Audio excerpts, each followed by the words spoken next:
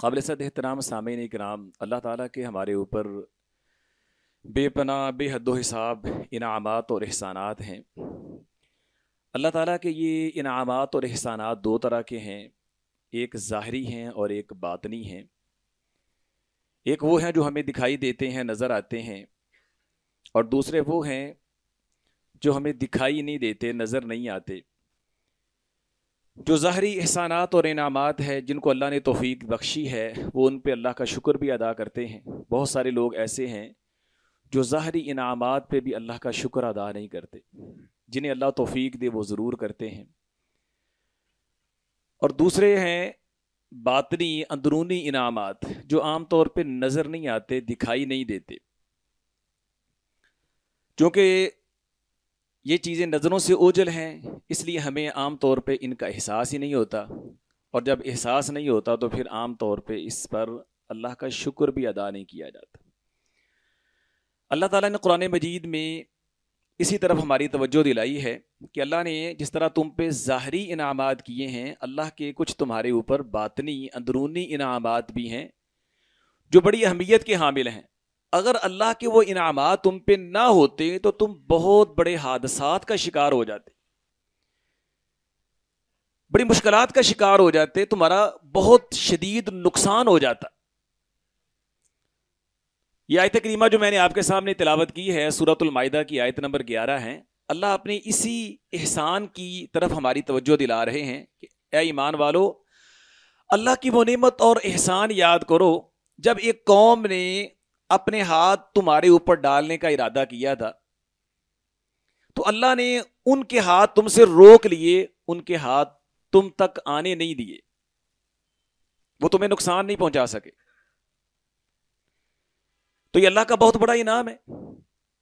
اس آیت کی شان نزول کے اندر مفسرین نے کئی ایک واقعات کا تذکرہ بھی کیا ہے۔ صحیح بخاری کے اندر جو واقعہ ہے وہ یوں ہے کہ نبی کریم صلی اللہ علیہ وآلہ وسلم نجد کے علاقے کی طرف کسی غزوے میں تشریف لے گئے۔ آپ واپس تشریف لا رہے تھے تو دوپہر کا وقت آپ کو ایک ایسی وادی میں آیا جہاں بڑے خاردار درخت تھے، تو آپ دوپہر کے وقت قیلولہ کیا کرتے تھے، آرام کیا کرتے تھے۔ تو صحابہ کرام رضی اللہ عنہم چھاؤں والے درختوں کی تلاش میں بکھر گئے۔ نبی کریم صلی اللہ علیہ وآلہ وسلم کو بھی ایک درخت پسند آیا، کیکر کا درخت تھا، اس کی چھاؤں تھی، تو آپ صلی اللہ علیہ وآلہ وسلم اس درخت کے نیچے ٹھہر گئے اور آپ نے اپنی تلوار اس درخت کے ساتھ لٹکا دی۔ صحابہ کرام بھی اپنے اپنے مقامات پہ چلے گئے تھے، آپ کے قریب کوئی نہیں تھا۔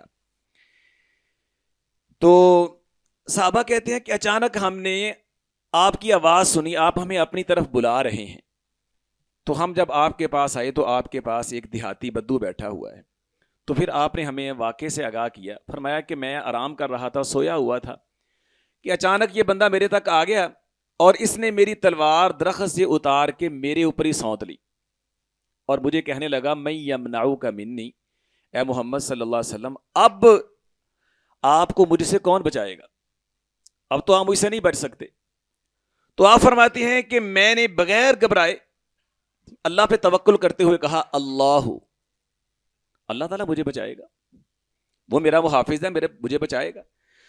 تو جب میں نے اللہ کا نام لیا تو اللہ کے نام کی ہیبت سے اس کے ہاتھ سے تلوار گر گئی، یہ اپنے مذموم مقصد اور ارادے میں کامیاب نہیں ہو سکا۔ اب تلوار وہ میں نے پکڑ لی اور میں نے کہا میں یمنعوک منی، تم نے کہا تھا تمہیں مجھ سے کون بچائے گا، تو میرے اللہ نے مجھ کو بچا لیا، اب بتاؤ مجھ سے تمہیں کون بچائے گا۔ اب وہ کانپ رہا ہے، اس کے شانے کانپ رہے ہیں، تو بڑا گھبرایا ہوا ہے، ٹھیک ہے۔ تو نبی کریم صلی اللہ علیہ وسلم کے پاس بیٹھا ہوا تھا، آپ نے فرمایا یہ دیکھو یہ بیٹھا ہوا ہے۔ تو پھر آپ نے اسے کچھ نہیں کہا کہ آپ کی شان ہی یہ تھی، آپ درگزر کرنے والے ہیں، معاف کرنے والے ہیں، آپ نے اس کو معاف کر دی۔ اسی طرح کے اور واقعات بھی ہیں۔ نبی کریم صلی اللہ علیہ وآلہ وسلم آپ کے صحابی کے ہاتھوں ایک ایسے آدمی کا جن کے ساتھ آپ کا معاہدہ تھا نادانستہ طور پہ قتل ہو گیا، تو آپ معاہدے کی روح سے یہودیوں کے پاس، بنو نذیر کے یہود کے پاس تشریف لے گئے کہ دیت دینے میں ہمارے ساتھ تعاون کریں، اور انہوں نے اپنے قلعے کی دیوار کے ساتھ آپ کو بٹھا دیا، کہنے لگے آپ یہاں تشریف رکھیں، ہم بندوبست کرتے ہیں اور دیت کے لیے جو پیسے وغیرہ ہیں وہ آپ کو ادا کرتے ہیں۔ نبی کریم صلی اللہ علیہ وآلہ وسلم وہاں دیوار کے ساتھ ٹیک لگا کر کے بیٹھ گئے، تو یہودی بدبخت ان کی شرست کے اندر ہی مکاری فریب عیاری ہے، تو یہ سوچنے لگے اب بڑا لکی موقع ہے نبی کریم صلی اللہ علیہ وآلہ وسلم کو ختم کرنے کا، تو کوئی بندہ چکی کا پاٹ اٹھا کر کے اوپر فصیل پہ چڑھے اور جہاں آپ بیٹھے ہوئے ہیں اوپر آپ کے سر پہ دے مارے، یوں نعوذ باللہ آپ سے ہماری جان چھوٹ جائے گی۔ وہ اس مذموم مقاصد کی تکمیل میں لگے ہوئے تھے، اللہ نے بذریعہ وحی آپ کو آگاہ کر دیا اور آپ وہاں سے چپکے سے تشریف لے گئے، یوں وہ اپنے مذموم مقاصد کے اندر کامیاب نہیں ہو سکے۔ اس طرح کے اور بھی واقعات ہیں۔ تو اللہ تعالیٰ نے قرآن مجید کے اندر اپنی اس نعمت کا جا بجا اظہار کیا ہے اور آقا علیہ الصلوۃ والسلام کو یہ نعمت جتائی ہے کہ اللہ تعالیٰ نے اندرونی اور خفیہ طور پہ آپ کے ساتھ کتنے انعامات کیے ہیں۔ اگر اللہ کی رحمت اور مدد شامل حال نہ ہوتی، آپ یہ فیصلہ کر دیتے، آپ اس رستے پہ چل پڑتے، آپ یہ رائے قائم کر لیتے تو شدید نقصان کا شکار ہوتے۔ بلکہ اللہ تعالیٰ نے فرمایا کہ وَلَوْلَا أَن ثَبَّتْنَاكَ، اگر ہم آپ کو ثابت قدم نہ رکھتے، لَقَدْ كِدتَّ تَرْكَنُ إِلَيْهِمْ شَيْئًا قَلِيلًا، تو آپ ان کافروں کی طرف مائل ہو جاتے۔ یہ تو ہم نے آپ کے دل کو ثابت قدمی عطا کی ہے، جمائے رکھا ہے، کافروں کی طرف مائل نہیں ہونے دیا۔ اگر آپ کا دل مائل ہو جاتا، اِذًا لَأَذَقْنَاكَ ضِعْفَ الْحَيَاةِ وَضِعْفَ الْمَمَاتِ، ہم زندگی میں بھی ڈبل عذاب دیتے اور وفات کے بعد بھی ڈبل عذاب دیتے آپ۔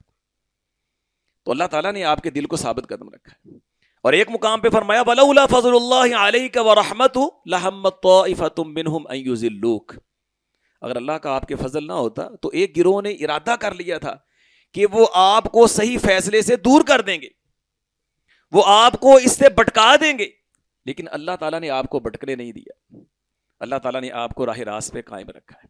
تو حضرات بے شمار میری اور آپ کی زندگی کے اندر ایسے مواقع آتے ہیں، ہم ایک فیصلہ کرنے جا رہے ہوتے ہیں، پھر اچانک وہ چینج ہو جاتا ہے، تبدیل ہو جاتا ہے، ہمیں بعد میں احساس ہوتا ہے اگر میں پہلے والے فیصلے پہ قائم رہتا تو آج شاید میں شدید مشکلات کا شکار ہو جاتا، اگر میں اسی رستے پہ چل رہا ہوتا تو پتہ نہیں میرا کیا بنتا۔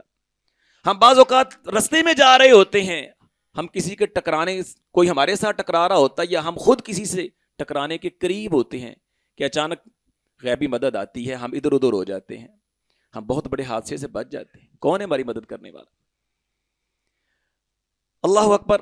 عقیدے کے حوالے سے، فکری حوالے سے، جسمانی حوالے سے بہت ساری چیزیں ایسی ہیں، آپ اگر غور و فکر کریں گے تو آپ کو نظر آئیں گی۔ تو اللہ تعالیٰ غیبی طور پہ آپ کی رہنمائی کرتے ہیں، آپ کی مدد کرتے ہیں، اور آپ اس رستے پہ، اس فکر پہ، اس عقیدے پہ نہیں رہتے ہیں، چینج ہو جاتے ہیں، جس کی وجہ سے آپ اللہ کی رحمت کے، اس اللہ کے فضل کے مستحق بن جاتے۔ لیکن اگر آپ پہلے والی رائے پہ ہوتے، اللہ اکبر، تو یقیناً آپ بہت بڑا نقصان اٹھاتے۔ کتنے میرے اور آپ کے دشمن ہوں گے جو میرے اور آپ کے خلاف بڑی بڑی مذموم پلاننگ کر رہے ہیں، لیکن میرا رب ان کے یہ مذموم ارادے، عزائم خاک میں ملا دیتا، ہمارا بال بھی بیکا نہیں ہوتا۔ ہم نے کبھی اس چیز کا احساس کیا ہے؟ ہر بندے کے حاسدین تو ہوتے ہیں جس کو اللہ تعالیٰ نے نعمت سے نوازا ہے، ٹھیک ہے، کلو ذی نعمت محسود، ہر نعمت والا اس سے حسد کیا جاتا ہے۔ حاسد جو ہمارے ہیں وہ پتہ نہیں کیا کیا ہمارے بارے میں سوچتے ہیں، لیکن ان کے حسد کے شر سے ہم محفوظ رہتے ہیں، ہمیں کچھ نہیں ہوتا، اللہ ہمیں اور ترقی دے رہا، ہم آگے بڑھ رہے ہیں۔ کبھی اس پہ بھی ہماری توجہ گئی؟ تو یہ اللہ کی بہت بڑی نعمتیں جو ہمیں دکھائی نہیں دیتی، نظر نہیں آتی، ان پہ غور و فکر کر کے، ان کو یاد کر کے، اپنے ذہن میں تازہ کر کے اللہ کا شکر ادا کیا کریں۔ اور نبی کریم صلی اللہ علیہ وسلم نے فرمایا بندہ کوئی بھی دعا کرتا ہے نا تو اللہ تعالیٰ اس کی دعا رد نہیں کرتے، دعا اس کی قبول ہو گئی ہے۔ ہم یہ سمجھتے ہیں کہ دعا تب قبول ہوتی ہے جب میں نے جو مانگا مجھے مل گیا ہے، اگر نہیں ملا ہم کہتے ہیں اللہ ہماری سنتا ہی نہیں ہے، اتنی بار دعا کی، بار بار دعا کی، یار کوئی رزلٹ نہیں ملا ہے۔ حالانکہ ہمیں احساس نہیں ہے کہ ہماری دعا ہمارے مطالبے سے اچھے انداز میں قبول ہو چکی ہے۔ نبی کریم صلی اللہ علیہ وسلم نے فرمایا اللہ تعالیٰ مسلمان کی دعا کے ساتھ 3 طرح کا معاملہ کرتے ہیں۔ نمبر 1 تو وہی ہے جو اس نے مانگا اللہ اس کو دے دیتے ہیں۔ نمبر 2 یہ کہ اللہ تعالیٰ اس بندے کے بارے میں یہ جانتے ہیں، اللہ کا علم یہ ہے کہ یہ دعا اس کو اگر اسی طرح دے دی جائے تو بہتر نہیں ہے، اس کے لیے بہتر یہ ہے کہ اس کے عوض مستقبل میں اس پہ جو بہت بڑی آفت اور مصیبت آنے والی ہے وہ ٹال دی جائے۔ تو اللہ تعالیٰ نے وہ مصیبت اور آفت آپ سے ٹال دی۔